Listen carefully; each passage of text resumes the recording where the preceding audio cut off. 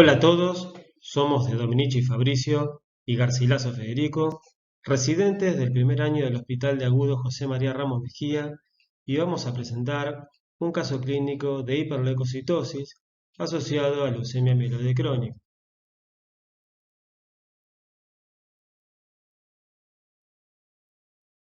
Como índice general vamos a tener el caso clínico con sus antecedentes, la hiperleucocitosis con sus características más relevantes, las complicaciones de la hiperleucocitosis que de ella derivan, los resultados del laboratorio, el tratamiento y por último las conclusiones.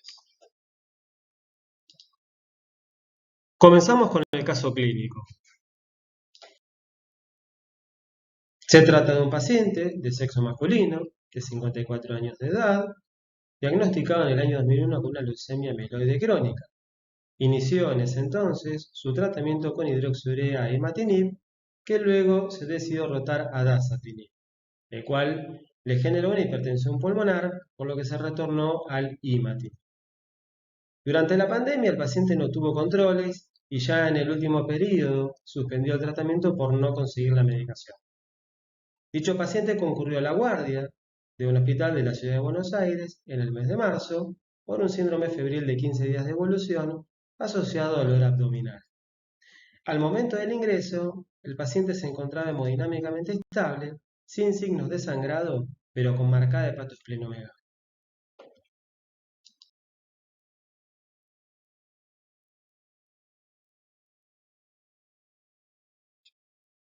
Los primeros resultados de laboratorio que se obtuvieron en la guardia fueron valores elevados de creatinina, ácido úrico, LDH. En cuanto al hemograma, se pudo observar que el número de leucocitos era muy elevado, el nivel de hematocrito y hemoglobina era bajo, con lo cual el paciente se encontraba anémico, y esto puede quedar representado en la imagen, donde se puede observar que el tubo hemograma y el tubo de heparina de litio, una vez centrifugado, presentaban una gran cantidad de blancos. El resto de las determinaciones eran normales. También se realizó un frotis de sangre periférica, donde se pudo observar una marcada desviación hacia la izquierda y lo que llamó la atención es la presencia de blastos y basófilos. En base a estos resultados, al paciente se lo interpretó como un síndrome de hiperleucocitosis y fue derivado de esta forma a nuestro hospital para establecer un plan de leucoféresis como parte de su tratamiento.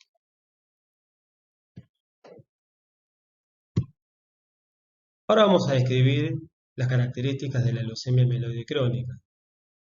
Vamos a ver que la leucemia mieloide crónica es una neoplasia mieloproliferativa que se caracteriza por presentarse en el 15% de las leucemias en el adulto. La edad promedio es de 67 años de edad y se caracteriza por la presencia de cromosoma Filadelfia. Este cromosoma se genera como producto de la translocación recíproca entre el cromosoma 9 y 22, generando un gen de fusión denominado BCR-ABL1, el cual genera una proteína de fusión denominada P210 que tiene actividad de tirosina quinasa, alterando el ciclo celular. Como también vamos a ver, la leucemia mieloide crónica va a transcurrir en etapas que serán descritas más adelante. Para el diagnóstico de leucemia mieloide crónica vamos a tener síntomas generales, como son pérdida de peso, sudores nocturnos, hepatosplenomegalia. En el frotis de sangre periférica vamos a observar una leucocitosis con marcada desviación hacia la izquierda y vamos a confirmar a la leucemia mieloide crónica con la identificación del cromosoma Phi. Como se mencionó anteriormente, vamos a describir ahora las características de la leucemia mieloide crónica que transita en etapas. Estas etapas van a ser la fase crónica, en ella vamos a ver que en sangre periférica vamos a encontrar una leucocitosis neutrofílica con precursores mieloides, vamos a ver también una basofilia menor al 20%, los blastos serán menores al 10%, las plaquetas normales o aumentadas y la fosfatasa alcalina ausente o disminuida. En la fase acelerada podemos observar que en sangre periférica vamos a tener un porcentaje de blastos que van desde el 10 al 19%, basófilos mayores o iguales al 20%, trombocitosis o trombocitopenia y como característica la esplenomegalia progresiva. En la fase blástica vamos a encontrar que los blastos son mayores o iguales al 20% en sangre periférica o médula ósea y existe una infiltración blástica extramedular. Volviendo al caso de nuestro paciente, se encontraba en una fase crónica que como resultado de una interrupción de su tratamiento, el paciente progresó en su propia fase crónica. Esto también puede quedar representado con el porcentaje de blastos, que eran menores al 10%, y los basófilos menores al 20%. Además, hay que sumar la clínica donde el paciente presentaba un hepatoesplenomegalia. Los estudios complementarios que se le realizaron al paciente durante su internación en nuestro hospital son que a partir de una muestra de médula ósea se le realizaron estudios como citometría de flujo, estudios citogenéticos y estudios moleculares.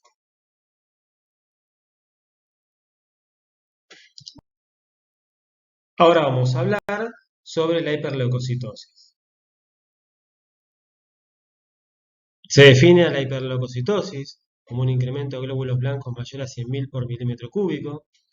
Está estrechamente relacionado en pacientes con leucemias y como complicaciones vamos a tener a la hiperviscosidad, al síndrome de lisis tumoral y a la coagulación intravascular diseminada. Ahora vamos a hablar exclusivamente de las complicaciones de la hiperleucocitosis. El síndrome de hiperviscosidad lo vamos a definir como un conjunto de alteraciones patológicas en donde el flujo sanguíneo se ve obstaculizado por un incremento en la viscosidad, la cual depende no solo del componente celular, sino también del componente plasmático. Vamos a ver que el síndrome de hiperviscosidad es mucho más frecuente en una leucemia mieloide aguda con un recuento de más de 100.000 leucocitos por milímetro cúbico. En la leucemia mieloide crónica es mucho más frecuente encontrar el síndrome de hiperviscosidad con un recuento de más de 300.000 leucocitos por milímetro cúbico. Esto tiene que ver con la cantidad de blastos que se encuentran en cada uno, como será explicado más adelante. Las manifestaciones clínicas de la hiperviscosidad van a ser el sangrado, los síntomas visuales y las alteraciones neurológicas. Continuando con el síndrome de hiperviscosidad, se es considerado una urgencia diagnóstica y terapéutica por su alta morbimortalidad, ya que, como se mencionó, se caracteriza por una obstrucción microvascular, la cual va a limitar la perfusión y difusión de los gases, y esto trae como resultado una insuficiencia respiratoria, entre otras causas. En cuanto a la fisiopatología de la hiperviscosidad, se propone un mecanismo que tiene que ver con la sedimentación de los blastos, los cuales van a generar una obstrucción mecánica. Esta obstrucción mecánica va a generar una mala perfusión, lo cual va a tener como resultado alteraciones tanto a nivel del cerebro como a nivel pulmonar. No solamente se plantea una obstrucción mecánica por parte de los blastos, sino también se propone que los blastos se van a adherir al endotelio vascular mediado por ciertas proteínas como son las E-selectinas, P-selectinas, moléculas de adhesión celular y el factor de necrosis tumoral alfa, lo que van a generar es una pérdida de la citoarquitectura vascular y esto va a traer como resultado las microhemorragias.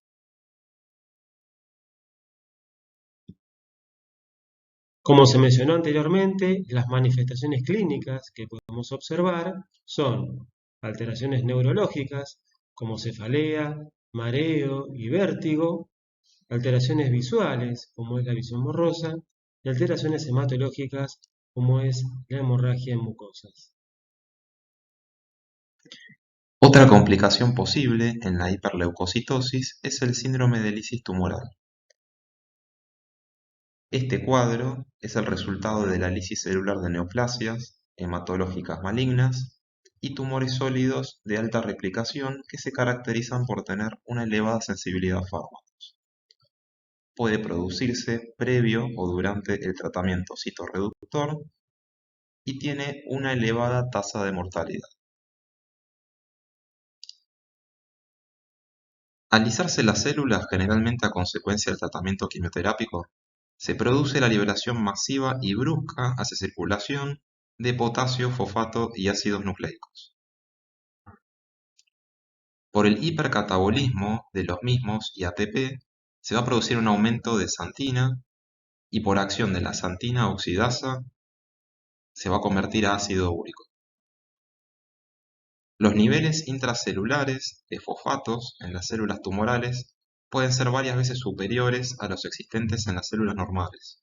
Es por esto que se va a producir un aumento en sangre de fosfato y de la formación de fosfato de calcio, lo que da lugar a una hipocalcemia. La insuficiencia renal aguda que se produce en un síndrome de lisis tumoral es de etiología multifactorial, participando en su génesis el depósito tubular de los cristales de ácido úrico, que se ve favorecido por el pH urinario bajo, y de productos fosfocálcicos, así como alteraciones de la perfusión sanguínea renal. El fosfato de calcio produce calcificaciones intrarrenales, nefrolitiasis y obstrucción intraluminal de túbulos renales. Todo esto conduce a una lesión renal aguda poliúrica. Cabe también señalar que el potasio puede aumentar previo a la lisis celular debido al tratamiento quimioterápico que por aumentar el consumo celular de ATP no se va a poder mantener el gradiente de potasio, por ende el mismo va a estar aumentado en sangre. Esto también va a favorecer a la aparición de una acidosis metabólica por el intercambio de potasio con los protones.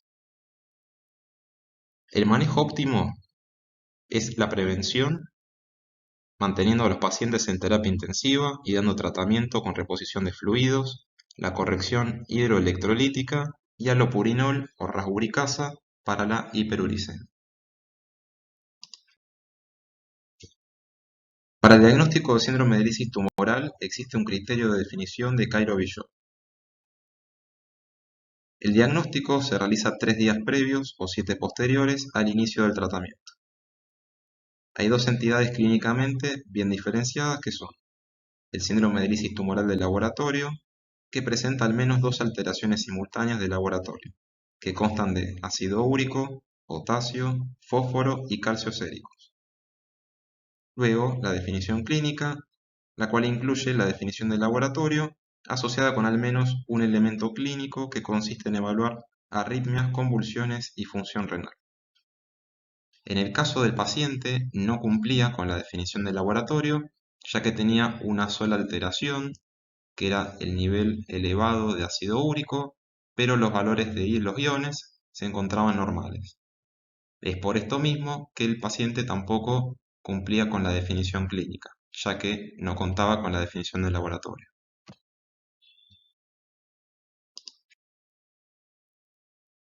Por último, la complicación menos frecuente en la hiperleucocitosis es la coagulación intravascular diseminada o SID. La misma se produce ya que las células malignas expresan factor tisular, lo que da lugar a la iniciación y propagación de las vías de coagulación y consumo de factores. Además, en el SID asociado a leucemias se encuentra la fibrinólisis exacerbada.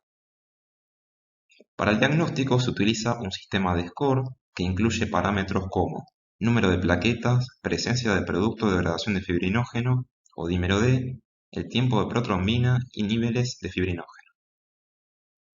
En la SID aguda el sangrado es el síntoma clínico más obvio. Las manifestaciones más comunes son petequias, equimosis, entre otras. Ya que nuestro paciente no presentó ninguna de ellas, no se evaluó si existía la presencia de SID. Para dar un ejemplo de las consideraciones preanalíticas que deben tenerse en cuenta en un caso de hiperleucocitosis y a su vez retomar el caso clínico, vamos a contarles algo que ha sucedido en el laboratorio de guardia de nuestro hospital. Se remitió una muestra del paciente estando internado en terapia intensiva para evaluar el estado ácido-base. Viendo el resultado del mismo, lo que llamó la atención fue el valor de presión de oxígeno muy bajo, una presión de dióxido de carbono francamente elevada y además un valor de glucosa disminuido. Dada la condición de la muestra, se pudo sospechar que estas alteraciones en los valores podrían ser consecuencia de un metabolismo elevado por el gran número de leucocitos presentes en la misma. Desde el laboratorio de urgencias se informaron los resultados, pero se sugirió repetir la medida bajo ciertas condiciones. Se puede decir entonces que la preanalítica cobra especial importancia, ya que en base a los resultados se toman medidas terapéuticas. Al tener un elevado número de leucocitos, el consumo metabólico es exacerbado, por lo tanto, se van a alterar ciertos valores. Un descenso de presión de oxígeno y glucosa por el consumo celular in vitro. A su vez, incrementa la presión de dióxido de carbono y lactato, con su consecuente descenso del pH. Es por esta razón que se aconseja la conservación en hielo de la muestra y su procesamiento inmediato para disminuir este error e informar los resultados que corresponden para que se tomen las medidas terapéuticas correctas. Una alternativa es utilizar como anticoagulante fluoruro de sodio, ya que podría inhibir el consumo metabólico. Horas más tarde se recibió una muestra del mismo paciente para el estado ácido-base, esta vez teniendo en cuenta las condiciones preanalíticas sugeridas. Esto se vio reflejado en los valores de pH y presión de dióxido de carbono, que previamente se podían interpretar como una acidosis respiratoria. Además, también se vio una disminución en el valor de lactato y un cambio importante en el valor de glucosa. Cabe aclarar que, siendo la sangre de origen venoso, no se pudo informar los valores de oxigenación, pero sí es útil para el resto de las determinaciones. Ahora vamos a hablar sobre el tratamiento que recibió el paciente durante su internación. Vamos a explicar de qué se trata la leucoferesis. Este proceso consiste en que la sangre del paciente pasa por un equipo donde se extraen los glóbulos blancos y regresa el resto de la sangre al organismo. Por lo general, este tratamiento reduce inmediatamente los recuentos sanguíneos. El efecto es solamente a corto plazo, pero puede complementar el tratamiento quimioterápico. La leucoféresis es realizada por el servicio de hemoterapia en sala de internación que permita el correcto monitoreo de los pacientes, como sucede en nuestro hospital. Se utiliza el anticoagulante ACD, ácido cítrico, citrato de sodio y dextrosa, el cual puede producir hipocalcemia, pero se resuelve administrando una solución de calcio. En nuestro hospital, el paciente ingresó al servicio de terapia intensiva, donde permaneció por 10 días con el objetivo de establecer un plan de leucoféresis. En la siguiente tabla, dentro del recuadro, se encuentran los valores de glóbulos blancos correspondientes a cada fecha de sesión de leucoféresis. El progreso se puede apreciar ya que el número de leucocitos fue disminuyendo. Aún así, según la perspectiva clínica, este descenso de los glóbulos blancos no fue significativo, por lo tanto se interrumpió la leucoféresis y se continuó con el tratamiento farmacológico.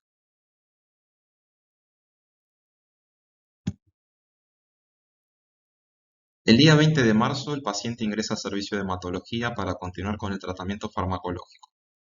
Comencemos a hablar de los citoreductores que recibió el paciente. Uno de ellos es la citarabina. Es un fármaco análogo de la pirimidina y que inhibe la síntesis de ácido desoxirribonucleico.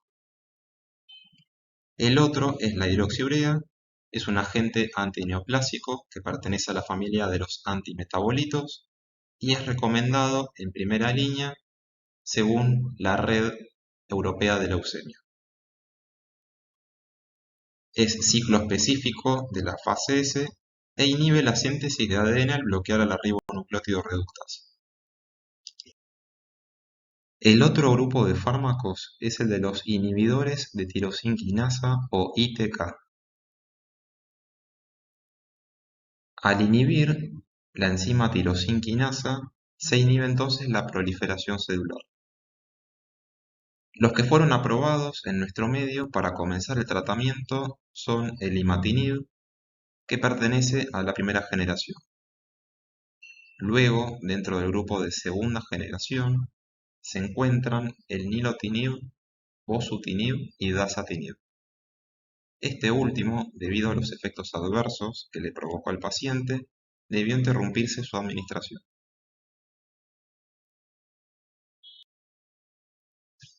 Por último, el halopurinol, que se utiliza para reducir el ácido úrico en sangre, ya que inhibe a la xantina oxidasa y por lo tanto la producción del mismo. Fue administrado al paciente desde el comienzo de su internación debido a los niveles de hiperuricemia que presentaba. Resumiendo el trayecto que tuvo el paciente por nuestro hospital, ingresó el día 11 de marzo del 2022 por el servicio de guardia. Pasó a terapia intensiva para ser monitoreado y recibir las sesiones de leucoféresis. El 20 de marzo pasó a ser internado en el servicio de hematología. Finalmente, el 30 de marzo, a pesar de que permanecía la hiperleucocitosis debido a los niveles de glóbulos blancos en sangre, el paciente presentó una buena evolución clínica, respuesta al tratamiento y se encontraba hemodinámicamente estable, con disminución del recuento leucocitario. Por lo tanto, se indicó el alta, continuando el tratamiento farmacológico y control ambulatorio por el servicio de hematología del Hospital Derivador, donde realizaba su seguimiento mediante la realización periódica de hemograma y frotis. Ya podemos entonces comentar las conclusiones. Como se mencionó, la hiperleucocitosis es una urgencia oncológica y se la define con un aumento mayor a 100.000 leucocitos por milímetro cúbico en sangre periférica y se asocia a un incremento de la morbimortalidad en pacientes con distintos tipos de leucemia. Sus principales manifestaciones clínicas son leucostasis, hiperviscosidad, el síndrome de lisis tumoral y o SID. Para estos pacientes el tratamiento debe ser rápido y a su vez estar monitoreados en terapia intensiva.